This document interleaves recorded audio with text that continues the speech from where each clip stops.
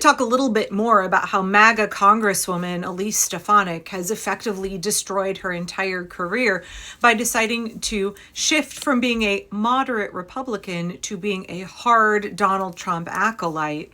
And how, maybe low-key it's okay to enjoy that a little bit. I am not a fan of FAFO when it comes to exploited working class people who vote for their own oppression. But I do think it's a little bit different when we are looking at powerful people who have decided to be collaborators with fascism, facilitators, enablers, folks who are making sure that Donald Trump comes to power, that he can enact all of his terrible, horrible, awful vision for this country, because they think they will become wealthier and that they themselves will gain more political power as a result. I think it's okay for us to enjoy it when they fall on their faces, to enjoy it when they find out that they may have all of the loyalty in the world for Donald Trump. They may be willing to debase themselves, betray their ethics, disconnect themselves from their humanity. But in the end, Donald Trump has none of that same loyalty for them. So let's talk about what happened to moderate Republican Congresswoman Elise Stefanik from New York State, how she went hard MAGA, how she has destroyed her own career. But there's so much more here than just schadenfreude for us. There's so much more here than FAFO. There's an important lesson for any collaborators with fascism. There's an important lesson for any politicians, for any institutions, corporations that did some math and thought that it would be beneficial for them to become a pillar of support for the Trump regime. They need to look to the cautionary tale of Elise Stefanik and maybe update their calculations a little bit. There's this delightful little piece out in the New York Times by Annie Carney. It's entitled, "Elise Stefanik Tried Everything to Please Trump. He Still Jilted Her." The GOP congresswoman who ran as a moderate but became an ultra-MAGA Trump acolyte ultimately found herself undermined by the president and politically adrift.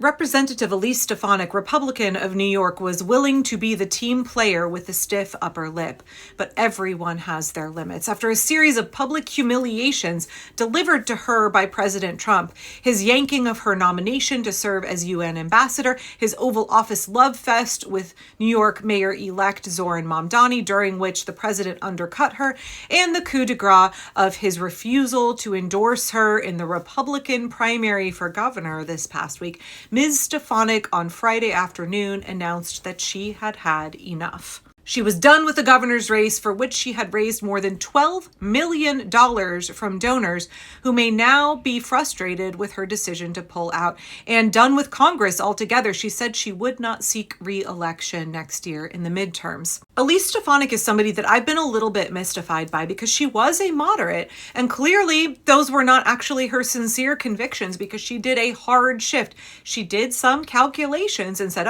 I think Donald Trump is the way of the future. I think that I can profit myself. I can meet my political goals. I can meet my career goals if I hitch my wagon to his start and I sell out democracy and I sell out my values. I sell out my constituents. The level of craven behavior we saw from her, there was nothing she was not willing to do for Donald Trump.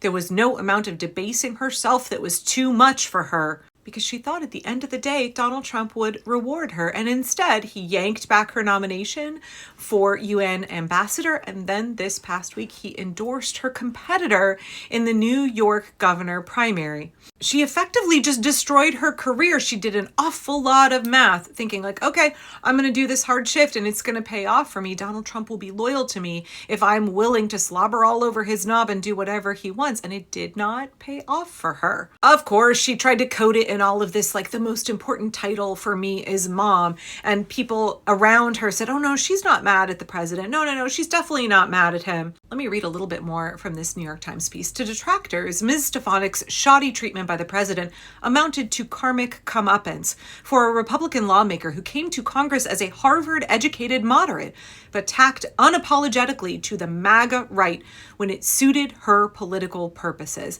They said she personified the opportunistic shape-shifting that has gripped her party. Don Beyer, a Democrat from Virginia, said, "My greatest disappointment is Elise Stefanik, who should know better." Her tumble from grace crystallized the limits of MAGA loyalty and the risks of building a political identity around Mr. Trump, who can turbocharge or torpedo a career, sometimes both. Although, to be fair, Donald Trump's endorsement of a political candidate doesn't carry the same kind of weight that it used to. Look at the New York mayoral race. We're seeing Trump-endorsed candidates lose over and over and over again this year. Elise Stefanik was elected in 2014. She was the youngest woman ever to serve in the House. She ran on being a moderate Republican and then very quickly shifted to become what she called ultra MAGA. Donald Trump credited her with much of his political success. Right, as the New York Times references here, she really thought that Donald Trump was going to reward her with a cabinet position, but all of it has really come to naught. She hasn't achieved any of the goals that she set out for herself, and she sold her soul in the meantime. And I think herein lies the message for anybody who did some math back in the past, be it before his first run for president, be it before this current term. Anybody who did the math and said, I think that I can be more powerful and profitable under fascism. I think if I connect myself to Donald Trump, that will help serve my own ambitions. Elise Stefanik should be a cautionary tale for all of y'all. Be you elected officials, be you corporations, be you institutions.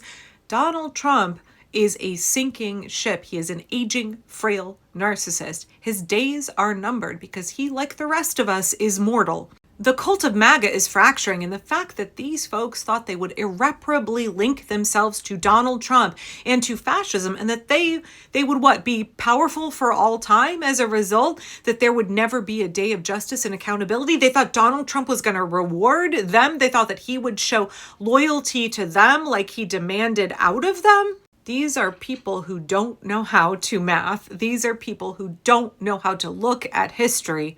They are flawed in so many ways. They done fucked up in so many ways.